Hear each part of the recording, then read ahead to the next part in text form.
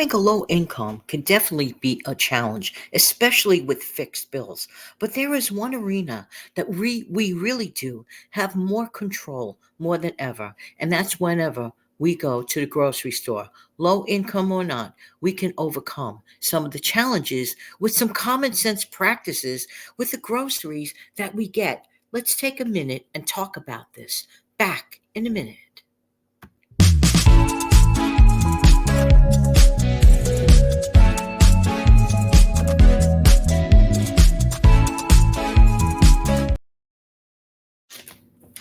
Good morning, or good afternoon, or good evening. Hi, this is Jan from New York City. I truly love helping people keep some more of their own hard earned money, including myself.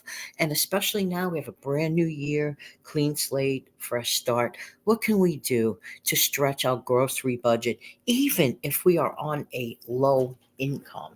Because this is one area where we can actually do it, stretch our budgets more, as opposed to certain bills that are fixed and sometimes just cannot be lowered, if you know where I'm going with that. All right. First rule of thumb. Now, some people ignore this rule, but actually, in my frugal world, I believe that it is quite helpful and it has helped me. So, this is where this is coming from. I buy everything that I possibly can on sale in the first place. I'm not going to go for the higher ticket item. If I could go for the lesser ticket way, I will go for the lesser ticket way. And if I can't get that item on sale, well, I'll wait till it goes on sale because actually sales come in cycles of X number of weeks. Try to pay attention to that and keep a note of that, and you will see what I mean. For example, I'm just gonna use this as an example. Let's say boneless chicken breast, for example. In a local grocery store, I have noticed that boneless chicken breasts seem to go on sale every 6 or 7 weeks. Keep a note of that. Buy the stuff that you can when it is on sale. Never ever pay full price. Never ever ever. Right off the bat, that's a savings. It's a good method. Now, a lot of times people do not maximize the items that they have in their home or apartment or pantry. And they kind of like keep their stockpile there because it looks so cute and they don't want to touch it. That defeats the whole purpose of a stockpile. So basically, of course, I'm going to go to my what I haves as opposed to run to the store and buy brand news and spend more money. No, no, no, no, no, no, no, no. Use the stuff you have. And a lot of times, people, and I really don't know why they do this, a lot of times people kind of like leave stuff in their refrigerator that is good, that has been cooked already, like recently, like within the last couple, 2 days, in their refrigerator, only to sour, and then heaven forbid becomes eventual food waste. That is not a common sense and wise thing to do. First of all, it's just inherently wrong to have food waste. And I've gone over this a lot of times. But I mean, you have the stuff there. You paid for it. Reinvent it. Reinvent it. Okay. Reinvent that meal. It doesn't always have to be the same.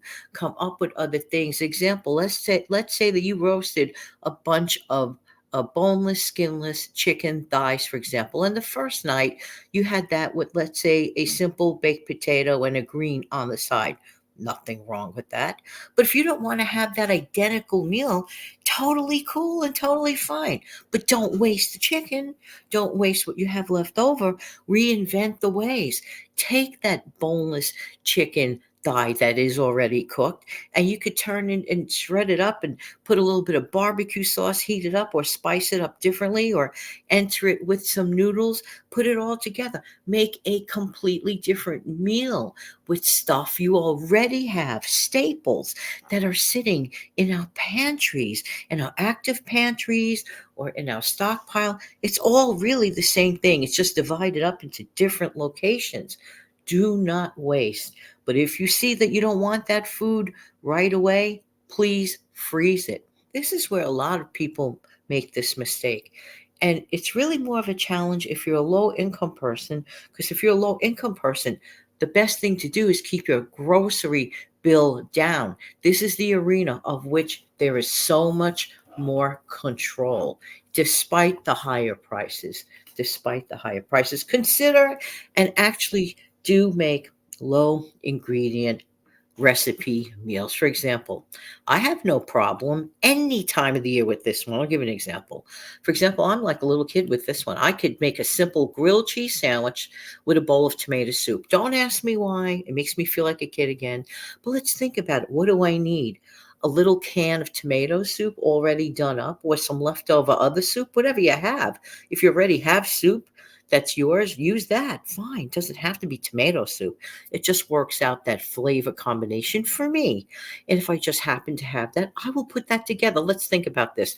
One can, or if you already have your own soup, right? Bread and American cheese or whatever cheese you have. If you don't have American cheese and you have cheddar cheese, fine. If you have Swiss, fine. If you have Munster, fine. Because obviously you must like it. Therefore, it's in your home or apartment. Use up what you have. Very low ingredients. A sandwich and a soup makes a fantastic meal. It is not complicated. You could do it as you want. And by the way, you're not going to make a humongous mess in your kitchen either. So, I mean, it has like way too many benefits to have a lower ingredient, simple meal. We tend to complicate things way, way, way, way, way too much. And of course, never forget to regenerate different meals from the original meals. Example, make one roast, for example. One roast means a whole bunch of other different meals. One roast, maybe the first night is just a simple meal. Slice up your roast, have your vegetable and whatever else you're going to have for that night. Another night, you have some more roast left over. You don't have to have it the next day. You can cut it up. And this is what I advise anyone to do or suggest anyone to do with any roast chicken, turkey, beef, pork. After night number one serving, right away, portion it out, cut it up, put up that roast in the freezer in different containers. You will always have cooked meat, protein available for whatever dish that you intend to do. There is no reason on goodness green earth not to do that. Don't just leave it in the fridge to sour. That is where a lot of people waste. They don't wrap up their meat properly. They just put it in the fridge, and as time goes by, they let it sour. No, get it out of the way and clean it up and portion it out. I feel empowered personally. If I make a roast anything and I get multiple future meals out of it, it makes me feel great. Yay, I'm ahead of the game. Make a game out of it. This works for me. That's why I always say we are the CEOs of our own kitchen and we manufacture our own meals. And it is the truth. And anyway, everybody out here listening are really, really great cooks. And who wouldn't like our stuff? Am I right or am I right? Just saying, just saying. There you go. Don't buy pre-done cooked beef crumbles. I'm sorry. I can't see this. I can't see this. I just cannot see this. When we could buy our ground beef or our ground turkey at a better price, okay? First of all, we get it on sale. Then we go home, and it is the easiest thing in the world to do. Make our own crumbles by sauteing it. You can even add your own flavoring. And if you like little onion in there or plain, whatever you like, let it cool down and divide it up. Put it in the freezer and use as needed. Put it in sauces, enter it in omelets, casseroles, or with just noodles. Make your life easier, especially when you come home from a tiring day of work or you have to jump around in the evening. You want to make your meals less complicated. Sorry about the paper rustling. I just have my little trusty notes with me. Let me see. And speaking about leftover meat pieces, I don't know why people seem to they just like, oh, I'll just throw it out. I'm cleaning off my dish. I'm just going to throw it out. No, no, no, no, no, no, no, no. Don't do that. Don't do that. No, no, no, no. Little leftover meat pieces are great in salads. Okay, they are great for anything. Again, enter it into an omelet. When you don't know what to do, you could always enter it into an omelet, put it in a salad, or add it to a soup. Nothing gets waste it. And speaking of soup, if you're making chicken and you have bone in chicken and you're just discarding the bones, the carcass, that is a big waste. You could get your own bone broth from it. That is a waste. You can make your own chicken stock from it. Please don't waste it. Get as much as you can with stuff that you paid for with your own hard earned money. Let me know in the comments section below how you save money on your groceries and the foods that you have in your active pantry. Let me know. Have a wonderful, wonderful day. Take good care. Don't forget to click like, share, and subscribe to the channel. Don't forget to click on the like button. I keep forgetting to ask. Thank you so much.